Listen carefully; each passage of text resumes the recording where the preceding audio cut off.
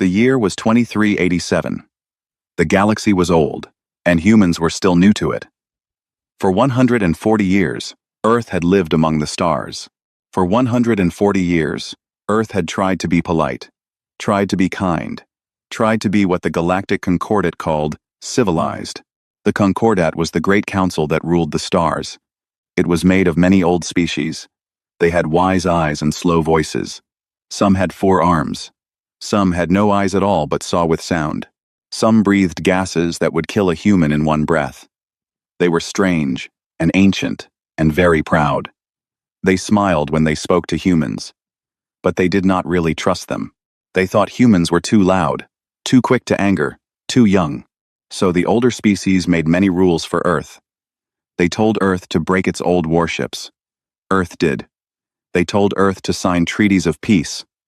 Earth signed every one. They told Earth to keep its colonies unarmed. Earth obeyed. They told Earth to share its science. Earth shared. The leaders on Earth wanted the stars to know that humans had changed, that humans could be trusted, that humans were no longer the wild young things who once burned their own cities. Far out in the dark, on a small green world called Kepler 442b, stood the colony of New Cascadia. It was the pride of Earth. It was the proof. 2,300,000 humans lived there. They built schools and gardens. They raised children under a sun that was not their own. They sent home pictures of blue rivers and tall white mountains. They sent home videos of strange 6-legged deer that ate the high grass. The colony was proof that humans could live in peace among the stars. The colony was proof that the Concordat had been right to let them in. But New Cascadia had no real defense. The treaties did not allow it. Only 3 old cruisers floated above the planet. They were ships from another time. Their guns were weak. Their shields were thin. They were there for show, not for war. The Concordat had said that the Council itself would protect every member world. Earth had trusted that promise. Earth had built its colony on that promise. Every brick, in every house, in New Cascadia, stood on that promise. Governor Elena Marith ran the colony. She was a tall woman with gray eyes and a quiet voice. She had been a teacher in her youth. She had a husband on Earth and 2 grown children who worked in the orbit yards above Mars. She had spent 10 years building New Cascadia from a few small camps into a proud, shining city. She loved every street of it. She knew the names of the bakers and the school teachers and the children who played in the great park. She had warned Earth many times that the colony was not safe. She had sent letters. She had begged. But Earth always sent the same answer back. Trust the Concordat. Trust the treaties. We must show that we have changed. Hold the line. Be patient. Help is always near. She had read those words so many times that she could have written them in her sleep. Captain Sho Tanaka led the small fleet above the world. He was an old soldier. He had grown up reading about the wars of the past. He knew, deep in his heart, that 3 old ships were not enough. He told his crew this often. He told them to train hard. He told them to be ready, even when there was nothing to be ready for. The crew laughed sometimes. They called him the worried old man, but they trained anyway. They trusted him. He had a kind face and tired eyes, and he had served at every post the Earth fleet had to offer. Dr. Yuki Hassan was a scientist on the colony. She studied the strange creatures of the New World. She also studied the species who lived in nearby stars. One of those species was called the Vraxi. The Vraxi were tall and gray and had hard scales on their skin. They had teeth like knives. They had been at war with someone for most of their long, dark history. But the Concordat had let them join the Council last year. They were now, on paper, a peaceful people. The Concordat had given them speeches and flags and a seat at the long table. Dr. Hassan did not believe it. She had read their old books. She had seen the old paintings of conquest in their temples. She had watched their ships fly close to the colony, again and again, in what they called training runs. She wrote reports. She sent them to Earth. Earth sent them to the Concordat. The Concordat said there was nothing to fear. The Concordat said the Vraxi had changed. The Concordat said many things, all in long, soft, careful words. The weeks before the disaster were quiet on the surface, but under the quiet, there was tension. Vraxi ships came nearer to New Cascadia every day. They flew over the orbit of the moons. They stayed for hours. They left without speaking. The colony's sensors marked them every time. The reports went up the chain. They came back marked, no action needed. Then, no action needed. Then, no action needed. Always the same words. Always the same rubber stamp. Governor Meredith could not sleep. She walked the streets of the capital city, Heliopolis, late at night. She looked up at the stars and wondered which one was watching her. She watched the small lights of houses, full of mothers and fathers and children, and she felt cold. She knew. In her heart, she knew. Something was coming. On a cold morning in early autumn, the sirens woke the city. Not a drill. The real ones. The deep, ugly sound that nobody had ever heard for true. People came out of their houses in pajamas. Children rubbed their eyes and asked their parents what was wrong. Governor Meredith ran to her office. The screens were full of red marks. A massive Vraxi battle fleet had come out of faster-than-light travel right above the colony. Dozens of ships. Maybe 100. The numbers kept climbing. They climbed past anything anyone had ever planned for. Captain Tanaka came on the screen. His face was hard. His voice was steady. "Governor," he said, "we are outgunned 1,000 to 1. Governor Meredith closed her eyes for one long moment. Then she opened them. "Where is the Concordat fleet?" she asked. "They were supposed to be here. They were supposed to be on patrol." Tanaka's voice was quiet. "Their ships are 72 hours away, Governor. They say they were delayed. They say it was a routing error." Dr. Hassan ran into the office, her hair wild, her eyes wide. "It was a setup," she said. "They knew. The Concordat knew. They moved their fleet on purpose. Look at the timing. Look at the orders. Someone wanted this to happen." Governor Meredith stood at her window. She watched the sky go dark with ships. She watched the colony she had built, the colony she loved, become a target on a board. She thought of her children, safe on Earth. She thought of the millions of children below her, who would not be safe at all. She thought of the bakers, the teachers, the old man who sold flowers in the square. She turned to her aide. "Open every channel," she said. "Every frequency. I want Earth to hear what happens here. I want every world in the Concordat to hear it. Let them hear what their peace looks like. Let them hear it all." The aide began to cry. But she did her job. The channels opened, and then the sky began to fall. The Vraxi did not send any warning. They did not ask for anything. They did not give any reason. The first missile fell on a hospital in the south of the city. The second fell on a school. By the time the third fell, every person in New Cascadia knew that this was not war. This was murder. Captain Sho Tanaka took his 3 old cruisers into high orbit. He knew he would not come back. His crew knew it too. He spoke to them on the ship's voice line. His words were short. He told them they had been good sailors. He told them they had done their duty. He told them their families would be proud. Then he ordered the attack. The 3 small ships flew at the great Vraxi fleet like birds against a storm. They fired everything they had. They struck 2 enemy ships hard enough to make them burn. They turned a Vraxi destroyer into a wide cloud of broken metal. But the Vraxi fleet did not even slow down.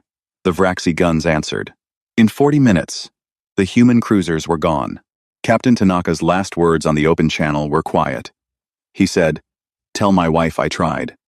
Then there was static. Then there was nothing at all. On the ground, the colony's defenses tried to fight, but the Concordat had said no real weapons. So the human guns shot only soft beams, made to stop riots, not armies. The Vraxi laughed at them. The colony's shield towers fell within an hour. The streets, before so full of life, became long, empty stretches of glass and smoke. Then the Vraxi came down. They came in landing ships, shaped like long black knives. They walked into the cities. They were tall, taller than any human. Their scales were gray, their teeth white and sharp. They carried guns that turned stone into ash. And the worst part was, they did not move like soldiers. They moved like hunters. They moved like animals at a feast. They were not here to win a war. They were here to celebrate one. They were here to enjoy themselves. The hospitals were the first targets. The Vraxi believed that killing the weak first showed great strength. It was an old part of their religion. They burned the hospitals before the doctors could move the sick. Then they went to the schools. Then to the homes. They took heads as trophies. They took children as slaves. They wrote on the walls in their own black blood writing, words that meant, "We were here. We are gods. The galaxy is ours." Dr. Yuki Hassan tried to save the children of the school near her lab. She got 15 of them out through a back tunnel. She sent them to a hidden bunker. Then she went back for more. She did not come back. The last image of her, on the colony's cameras, showed her standing in the school door with a chair raised in her hands, ready to fight a Vraxi soldier with no weapon at all. The camera went dark before the end. But the 15 children she saved would live. They would grow up. They would, one day, tell the story to their own children. The capital city of Heliopolis burned for 6 hours. The fires could be seen from space. They ate the white towers and the gardens. They ate the libraries and the churches and the small market where children once bought sweet bread. By the time the sun set on that side of the planet, the city was ash. 2,100,000 people were dead. The rest, 200,000, were taken in chains to the Vraxi ships. The streets were full of broken toys and quiet shoes that no one would ever wear again. Governor Elena Marith did not run. She did not hide. She stayed in her office, with the channels open, until the very last minute. She spoke to Earth. She spoke to the Concordat. She spoke to the universe. Her words went out on every wave, on every band. The whole galaxy could listen, if it wanted to. She did not cry. She did not beg. She read the names of the dead, as fast as she could read them, until her voice grew hoarse. She named the bakers, the teachers, the old man who sold flowers in the square, the little girl in apartment 4 who had brought her flowers on her birthday. She read until her voice cracked. Then she stopped. She looked into the camera one last time. "To Earth," she said. "To humanity. To whoever still listens. We did everything they asked. We disarmed. We trusted. Remember that. Remember what trust cost us. Do not make our mistake. Do not make our mistake." A Vraxi soldier kicked open the door of her office. The transmission went dark. The full Vraxi fleet left the system one day later. They took their slaves and their trophies.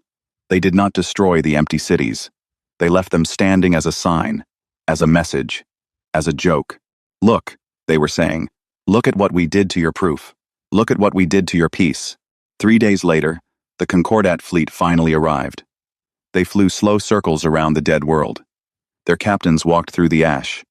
They picked up the broken toys of children. They saw the writing on the walls. They smelled the air. Some of them, even old soldiers from old wars, could not finish their walks. They had to be carried back to their ships. They sent careful, clean reports back to the council. The reports used soft, polite words for what they had seen. The Concordat met in their grand hall. They spoke for many hours. They argued. They wrote and rewrote drafts. In the end, they wrote a simple paper. It said they were deeply concerned. It said there would be a fact-finding group, which would report in 18 standard months. It said that any human strike against the Vraxi would break Article 7 of the Concordat Charter. It said any such strike would lead to Earth being thrown out of the Council. It was a paper that sounded careful and wise. It was a paper that, in truth, said nothing at all. Earth's chief leader was a woman named Adaze Okonkwo. She was small and quiet, with gray hair tied tight behind her head. She had been a teacher once. She had been a judge. She had a soft voice and a steady gaze. Now she sat in the Earth Assembly and listened as the Concordat ambassador read the paper out loud. The hall was silent when he finished. The cameras of every world watched. The other species watched. The Vraxi watched, hidden in their own halls, half smiling at the screens. Adaeze Okonkwo stood up slowly. She looked at the ambassador. She looked at the screens. She looked at the empty seat where the new Cascadia delegate used to sit. She breathed in, once, deeply. Her voice, when it came, was very calm. It was the voice of a woman who had passed beyond anger into something colder, something old, something the galaxy had not heard from a human leader in a very long time. "Thank you, Ambassador," she said. "That will be all." She paused for one heartbeat. 2. 3. Now we stop being civilized. She walked out of the hall. The doors closed behind her with a small final click, and the galaxy, though it did not know it yet, had just changed forever. The old age was over. Something else had begun. The Concordat thought Earth was unarmed. The Concordat was wrong. The Concordat was so very wrong. For 140 years, humans had played the part of the gentle student. They had broken their warships in front of the cameras. They had melted down their weapons in public ceremonies. They had bowed their heads and signed every paper put in front of them. They had smiled and said, "Yes, sir," and "Yes, ma'am," and of course we will obey. But humans had a long memory. Longer than any other species in the council knew. Humans remembered Carthage, where one city had been wiped from the earth because it grew too strong. They remembered the wars of the last century, when whole cities had burned. They remembered every time in their history that peace had been mistaken for weakness, and the price that had been paid in their own blood. So while humans smiled and signed and disarmed, they also did something else, something quiet, something that no other species ever guessed, something that took 140 years of patient, careful, secret work. Deep under the gray dust of the moon, in caves that no scan could reach, there were hangars, big dark hangars. Inside them stood ships. Long ships, sharp as blades. Black ships, with no name and no flag. They were called the Prometheus Fleet. There were 400 of them. They had been built one piece at a time, over 100 years, by quiet workers who never asked questions. The workers had been told only that the ships were for emergencies. They had not asked what kind. At the bottom of the deepest oceans of Earth, in trenches where light never reached, there were more weapons, big metal eggs full of cold fire. Each one could turn a small moon into dust. They had sat there for 60 years, sleeping, waiting, watched over only by deep-sea robots and the slow, patient creatures that lived in the dark. Out in the Oort cloud, far past the last planet, there were rocks that did not look like rocks. They looked like asteroids. They were marked on Concordat maps as human mining stations, but inside their stone shells, they held weapons that could throw heavy blocks of metal at near light speed. The blocks did not need to explode. At that speed, they did not have to. They were called the Ghost Division. There were thousands of them. They had been added to, year by year, hidden among real mining work, until the Oort cloud itself was a loaded gun. In quiet rooms in the cities of Earth, behind locked doors, there were also computers, smart computers. The Concordat had banned this kind of computer many years ago. They said such machines were not ethical. They said they could not be controlled. Earth had said, yes, of course, we will not build them. Then Earth had built them anyway. They were called the Weavers. They could break into any other system in the galaxy. Any system. They had been quietly testing themselves on Concordat networks for 40 years. They knew every door, every lock, every key. They knew the names of every Concordat ship and every Concordat captain. They had been waiting for an order. And there was one last thing, a thing humans hoped never to use. A set of tools called Project Lazarus. They were biological. They were small. They were precise. They could end a species, and only that species, in a matter of days. Project Lazarus had never been used. It sat in a frozen room, deep in a mountain, with 3 locks and 3 keys, held by 3 different people who did not know one another's names. This was what humans had been doing while the Concordat called them students. While the Concordat thought they were learning to be peaceful, humans had been building the largest hidden war machine in the history of the galaxy. They had hoped, every year, that they would never need it. They had also known every year that hope was not a plan, that hope was a wish, and wishes did not save colonies. Now the time had come. The orders went out from Earth in the hours after the Secretary General walked from the hall. They went on quiet channels. They went to old men and women in retirement homes. They went to ship captains on lonely stations. They went to the moon, to the deep sea, to the asteroid belts. The orders were short. They had been written long ago. They said only, "Awake. The day is here." One of those old soldiers was Admiral Marcus Vance. He was 71 years old. He lived in a small house by a lake in northern Canada. He grew tomatoes. His grandchildren came on weekends and ate too many sweets. He had been the head of what the public called the Ceremonial Earth Defense Force. The Concordat thought he was a relic, a man whose job was to wave a flag at parades. They had laughed about him at council dinners. But Admiral Vance had been training officers for 40 years. Real officers. He had been teaching them tactics that the Concordat thought were dead.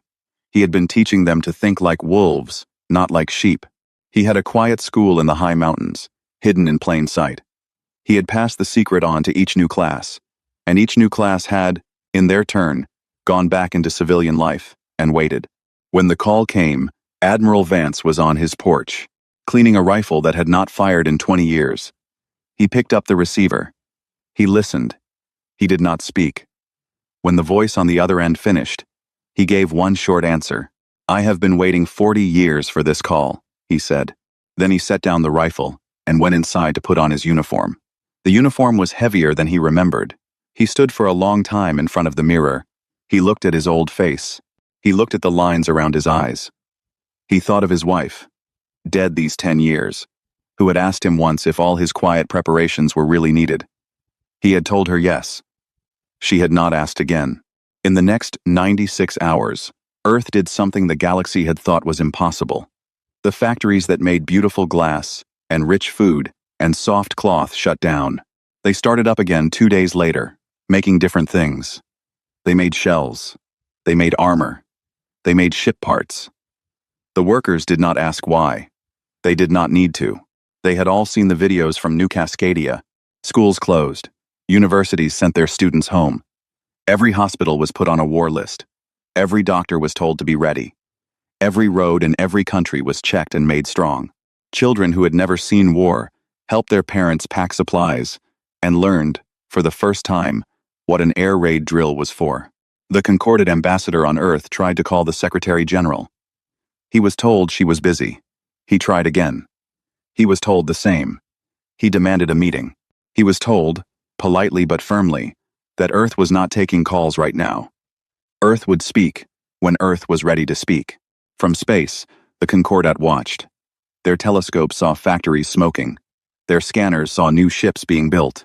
Their spies could not get close enough to learn more. The humans had become quiet in a way they had never been quiet before. The whole planet was holding its breath. The whole planet was loading its gun. On the dark side of the moon, the great hangars opened for the first time in a century. The dust shifted. The doors slid back. Light spilled out into the cold. The Prometheus fleet rolled out into the dark of space. 400 black ships, sharp as knives, their hulls clean, their guns ready, their crews steady. Admiral Vance stood on the bridge of the lead ship. He looked at the stars. He thought of New Cascadia. He thought of Governor Merith, whom he had known since they were both young. He thought of all the children whose names she had read aloud before she died. Then he gave the order to set course for Vraxi space. The Vraxi were celebrating. On their home world of Vraxis Prime, the streets were full of music. The trophy heads of the colony hung from poles. The slaves had been sold or given to the High Lords. The temples were full of priests singing songs of victory. The Vraxi king sat on his throne of black bone and laughed with his generals. They drank deep red wine from cups made of human bone. They told stories of the slaughter, growing larger and louder, with each retelling. They thought it was over. They thought the Concordat would scold Earth, and that would be that. They thought they had taught the soft humans a lesson. They thought the galaxy would now know who was strong and who was weak. Then, the small ship arrived. It came alone. It did not fire. It did not even slow down very much.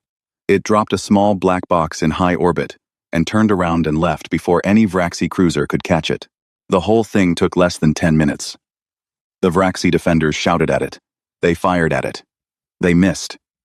The little ship went back into the dark and was gone. The black box opened on its own. Inside was a single message. The message was sent on every Vraxi channel at once. It went to every screen in every city on every Vraxi world. The king saw it. The priests saw it. The children saw it. The slaves saw it. The drunks in the alley saw it. There was no way to turn it off. The message was 17 words long. You took our colony. We are taking your species. There will be no negotiation. Begin counting. That was all. No speech. No threat. No demand. Just those words. Then the screens went dark and would not turn on again for many hours. Some of them, in the smaller cities, would not turn on for many days. The king of the Vraxi laughed. He told his generals it was a trick. He told them to call the Concordat. He told them to make a complaint about the rude humans. He waved his hand and went back to his wine. The generals went to the rooms where they spoke to other worlds. The rooms did not work. Every Vraxi network was sick. Every Vraxi computer answered slowly. Or wrong. Or not at all. Letters sent to the Concordat came back changed. Reports filed in the morning came out blank by night. Somewhere deep in the wires, something old and patient and human had crawled in and made itself at home. The weavers were awake. They had walked through every Vraxi door as if no door had ever been there. In the next 2 days, things began to happen on Vraxi worlds that did not make sense. Supply ships went to the wrong stars and were never seen again. Fuel depots blew up at the same hour, all over the Empire. The clocks on the Vraxi command centers ran a few seconds fast, then a few seconds slow, then started showing the names of new Cascadia children one by one across their faces. Targeting systems on the great Vraxi battleships, the same systems that had killed New Cascadia, suddenly turned on each other. 2 Vraxi cruisers shot down a third one before anyone could stop them. The crew of the third one, screaming on the radio, said the systems were not theirs anymore. They said the systems were laughing at them. Then, there was no more radio. Admiral Marcus Vance did not fight a war the Concordat would have called a war. He did not line up his ships in front of the enemy. He did not send a great message about justice. He sent his fleet into the dark in many small groups. They moved at night. They struck without warning. They left no trail. They followed the old human ways that the Concordat had thought were forgotten. A Vraxi base on a moon was awake 1 hour and gone the next. The base did not know it had been hit. There was simply no base anymore. A Vraxi shipyard, building 10 new battleships, was found in the morning to be a slow drift of broken metal. There were no Vraxi survivors, but there were also no Vraxi bodies. The humans had taken the crews away. They had not killed them. That was somehow worse. It made the other Vraxi afraid in a way that simple death would not. Where had they gone? Were they alive? Would they ever come back? The Vraxi did not know. They could not know. The not knowing wore on them. The not knowing followed them into their dreams. The Ghost Division did its work too. Long, heavy blocks of metal moved through the dark of space at speeds that no eye could see. They struck Vraxi orbital cities with no warning. There was no flash. There was no sound. There was only, suddenly, a small new star where a city used to be, and then a slow rain of dust falling into the planet below. The Vraxi began to fear the empty sky more than they had ever feared a fleet. Within 4 weeks, the Vraxi had lost half their fleet. Within 6 weeks, they had lost their grip on every outer world. Within 7 weeks, the Vraxi king sent a message to the Concordat. He begged for help. He said the humans were wild animals. He said they were committing terrible crimes. He said the galaxy must come to the rescue of the poor Vraxi people. He cried into the camera. The Concordat watched the recording in silence. The Concordat sent investigators. The investigators were a careful old species who had seen many wars. They walked through the wreckage. They counted the bodies. They tested the air. They looked very hard, for the kind of thing that a scolding could be built on. They found dead Vraxi soldiers, yes. They found broken Vraxi ships. They found ruined Vraxi bases. But they did not find one dead Vraxi child. Not one. Not anywhere. The humans had not touched any city of Vraxi citizens. They had not bombed any school. They had not burned any hospital. They had hit only military targets.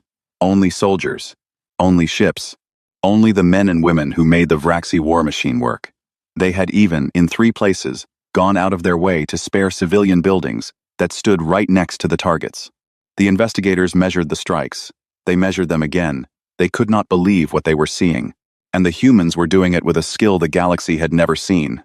The investigators wrote in their reports that the human attacks were surgical. That was the word they used, again and again. As if humans were not destroying an empire, but cutting out a sickness. As if humans were doctors with very steady hands, and the Vraxi war machine was a tumor they had decided to remove. This was, in a strange way, more frightening than blood and fire. Every Vraxi knew that the humans could have killed them all. The humans had the weapons. The humans had the chance. The humans were choosing not to. They were choosing to take only what they had come for. The choice itself was the message. We are not like you. The choice said. We could be, but we are not. Not yet. Adaiza Okonkwo, the Earth Secretary General, was called to the Concordat Hall. She walked in alone. She wore a black dress. She did not bring guards. She did not bring lawyers. She sat down in front of the council and waited. The council members looked at her differently now. They sat a little farther back in their chairs. They spoke a little more softly. The Centauran delegate spoke first. He was a small, soft creature with great, gentle eyes. His voice trembled. Madam Secretary, he said, when will this end? When will you stop? Adaiza Okonkwo looked at him for a long moment. The whole hall was quiet. You could have heard a single breath from the back rows. We stop when we decide to stop, she said. That is what civilization was protecting you from. You should have remembered that before you let them murder our children. Then she stood up. She walked out. She did not look back. The doors closed behind her. In the silence she left. The great old council of the galaxy understood, perhaps for the first time, that the world they had known was already dead. The war ended in the 3rd month, but it did not end the way the Concordat thought it would. There was no big final battle. There was no mushroom cloud over Vraxis Prime. There was no human flag planted on the Vraxi King's palace. The galaxy waited for fire. The fire never came. Instead, one quiet morning, the Vraxi King woke up to find his guards gone. Not killed. Just gone. He walked through his halls, and they were empty. The breakfast table was set. The food was warm, but there was no servant to carry it, no general at the long meeting table, no admiral on the great map screens. The whole top of the Vraxi war state had been, in one single night, lifted away. The humans had taken 340 Vraxi. Only those 340. They were the men and women whose names had been on the orders that killed New Cascadia. The humans had a list. They had checked it twice. They had taken every name on it, and not one name more. Some of those taken were great lords. Some were quiet clerks who had only signed a paper. The list did not care about rank. The list cared about guilt. The Vraxi were brought to a human court on Earth. The court was open. Every world in the galaxy could watch it. Cameras were placed in every corner. The trial took 6 weeks. The evidence was clear. Recordings of the orders. Letters between officers. Maps of the strikes. The Vraxi defended themselves. They were given the best lawyers in the galaxy. The humans listened. The humans asked careful questions. There was no shouting. There was no torture. There was only, day after day, the slow piling up of facts. At the end of the trial, all 340 were found guilty. Their punishments were given out under human law, the same law that any human killer would face. Some were sent to prisons on far cold worlds. Some were given long, hard work for the rest of their lives. The king of the Vraxi was given the heaviest punishment of all. He had to read, every morning, the names of every person who had died at New Cascadia. There were 2,100,000 names. He would read them, the doctors said, for the rest of his natural life. He would grow old reading them. He would die reading them. After this, something happened that no one in the council had thought possible. The humans went home. They did not annex a single Vraxi world. They did not take a single piece of Vraxi land. They did not ask for money. They did not ask for slaves. They did not even ask for a public apology. They simply packed up their fleet and left. Their ships rose from Vraxi orbits and turned, all together, and went home. They left a Vraxi people who were broken, but alive. Their war machine was gone. Their proud army was gone. Their dreams of conquest were gone. But their children were still there. Their farms were still there. Their cities mostly were still there. They had, when all was counted, lost less than they had taken. They had been allowed to live. The humans had given them that gift. And the Vraxi knew, every one of them, that the gift had been a choice. The humans could have done worse. The humans had not. The humans had drawn a line, and held to it, even when no one could have stopped them from crossing it. The Concordat held a great meeting after the war. Some of the older species wanted to throw Earth out of the council. They said humans had broken the treaties. They said humans were too dangerous. The vote was held. It failed. It failed because 3 other species, at the last moment, quietly changed their votes. They had been doing the math.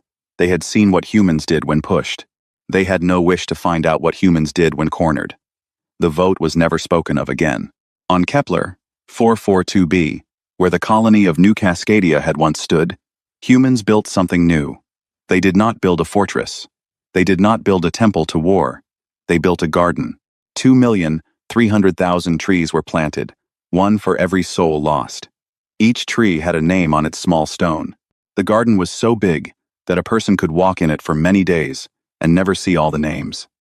The wind through the leaves made a soft sound, like a long, patient breath.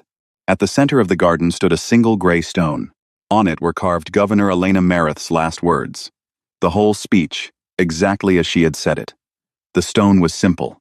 It had no decoration. It needed none. People came from every world to read it. Even Vraxi pilgrims came, in time, with their heads bowed. They were not stopped at the gate. They were welcomed in. They were given water and a quiet place to sit. Beside that stone, some years later, a second one was placed. This one had an inscription written in every language of the Concordat. The inscription was short. We came in peace. We will leave in peace. Between those two moments, do not test us. The story closes with Admiral Marcus Vance, now 73 years old, formally retiring for the second time. He stood on a small wooden stage on Earth, in a quiet ceremony. The cameras of the galaxy were all there. He wore his old uniform. His grandchildren were in the front row. His face was tired, but at peace.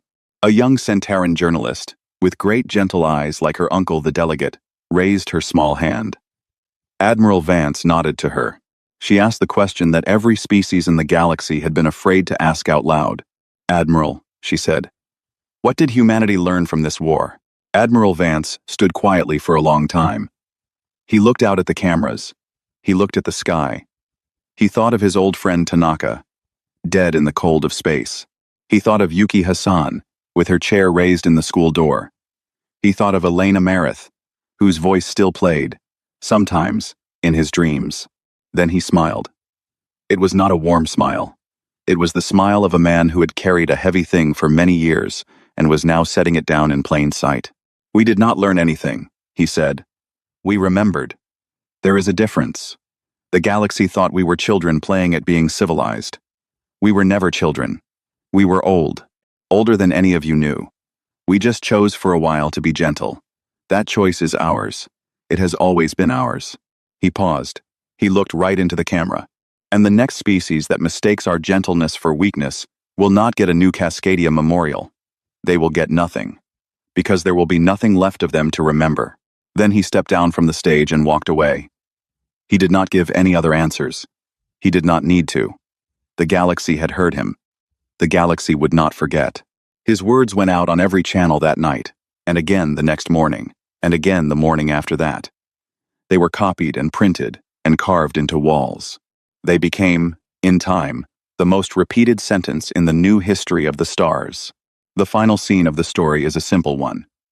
It is the Great Hall of the Concordat Council. It is many months after the war. The leaders of the species sit in their tall chairs around the long table. There is one new chair at the table. It is the human chair. Without saying anything, without any rule being written, the chair has been moved. It is slightly higher than all the others. Not much higher. Just enough. Nobody sat in it for a long time. Because Adaize Okonkwo was late that day. She was always a little late. The other delegates waited. They did not complain. They did not look at each other. They just waited, in silence, until she came in, until she took her seat, until she nodded and said, in her quiet voice, "Let us begin." And the galaxy, which had once thought it knew what humans were, learned to begin again.